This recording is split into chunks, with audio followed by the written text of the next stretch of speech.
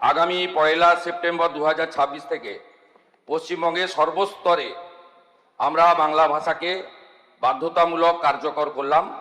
আমাদের সরকারের পক্ষ থেকে এই সময়কালে অনুবাদক বা অন্যান্য যে বিষয় থাকবে সেগুলো করা।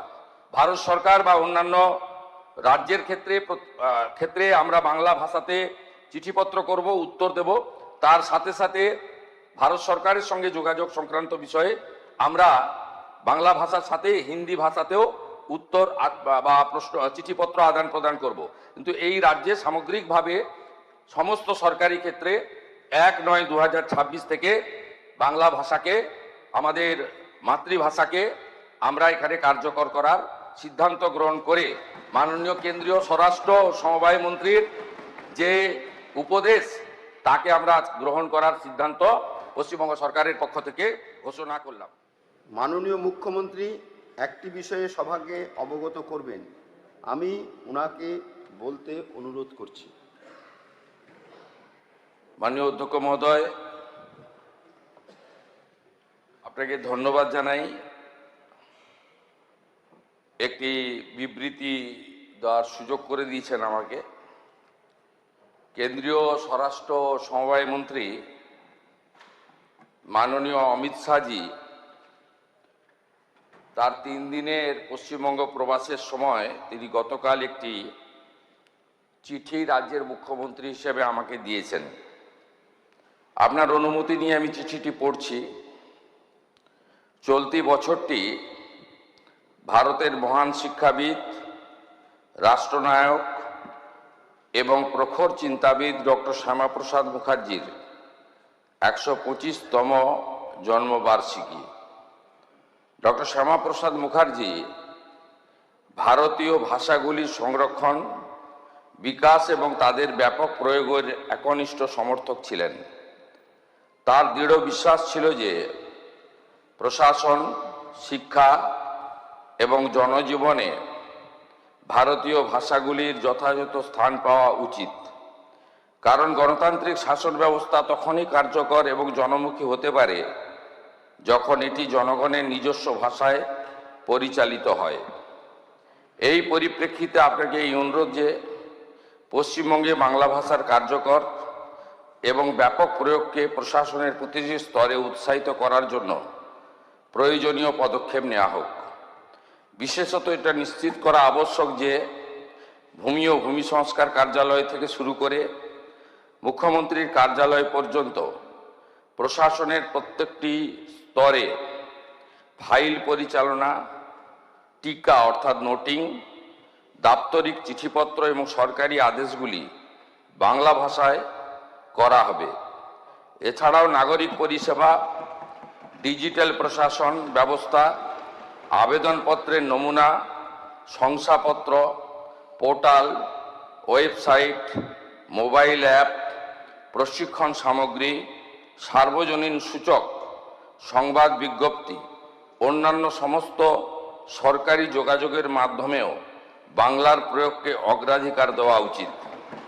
পুলিশ এবং আইন শৃঙ্খলা সংক্রান্ত নাগরিক পরিষেবাগুলিতেও যেমন প্রথম তথ্য বিবরণী, এফআইআর, অভিযোগ নথিভুক্তকরণ, নাগরিক তথ্য এবং সুরক্ষা ও জনসচেতনতামূলক বার্তাতেও বাংলার ব্যাপক ব্যবহার প্রশাসন ও জনগণের মধ্যে বিশ্বাস, সুবিধা এবং অংশগ্রহণকে অধিক সুদৃঢ় করবে।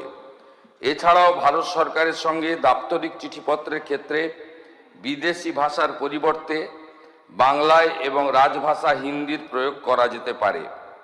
স্বরাষ্ট্র মন্ত্রক, আমার অভিজ্ঞতা হলো যে ফাইলের পরিচালনা, টিকা নোটিং, দাপ্তরিক চিঠিপত্র, সরকারি আদেশ, অন্যান্য প্রশাসনিক কাজ হিন্দিতে সম্পূর্ণ দক্ষতা স্বাচ্ছন্দ্যে সম্পাদিত হচ্ছে। এই অভিজ্ঞতা ভারতীয় ভাষায় সুশাসন এর সম্ভাবনাকে আরও সুদৃঢ় করে। এই লক্ষ্যে স্বরাষ্ট্র মন্ত্রকের রাজভাষা বিভাগের অধীন প্রতিষ্ঠিত ভারতীয় ভাষা অনুভাগ এবং এটির দ্বারা বিকশিত ভারতী বহুভাষিক অনুবাদ সারথী সফটওয়্যার রাজ্য সরকারের জন্য উপযোগী হতে পারে। এই বিভাগটি ভারতীয় ভাষাগুলিকে প্রশাসনিক কাজ, অনুবাদ, আদর্শ, পারিভাষিক শব্দাবলী, ডিজিটাল ভাষা সমাধান এবং সক্ষমতা তৈরির ক্ষেত্রে বিশেষজ্ঞ এবং বাংলা ভাষার ব্যাপক ও কার্যকর প্রয়োগের জন্য প্রয়োজনীয় প্রযুক্তিগত এবং প্রাতিষ্ঠানিক সহযোগিতা প্রদানের সচেষ্ট। আমি বিশ্বাস করি যে ডক্টর শ্যামাপ্রসাদ মুখার্জির 125তম জন্মবার্ষিকীর এই বিশেষ উপলক্ষে আপনার সরকার ভারতীয় ভাষাগুলির বিকাশ এবং প্রশাসনে এগুলির ব্যাপক ব্যবহারের জন্য কার্যকর পদক্ষেপ নেবে। এটি কেবল সুশাসন শক্তিশালী করবে নয়, বরং ভারতের ভাষাগত সাংস্কৃতিক ঐতিহ্যকে শক্তিশালী করার দিকেও একটি গুরুত্বপূর্ণ অবদান রাখবে। শুভেচ্ছা সহ আপনার অমিত শাহ।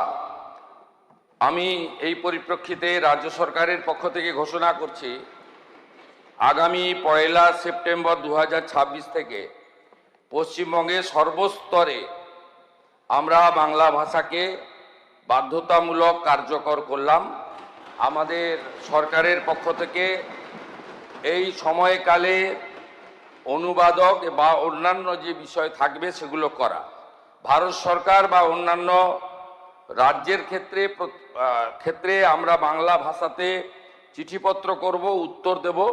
তার সাথে সাথে ভারত সরকারের সঙ্গে যোগাযোগ সংক্রান্ত বিষয়ে আমরা বাংলা ভাষার সাথে হিন্দি ভাষাতেও উত্তর বা প্রশ্ন চিঠিপত্র আদান প্রদান করব।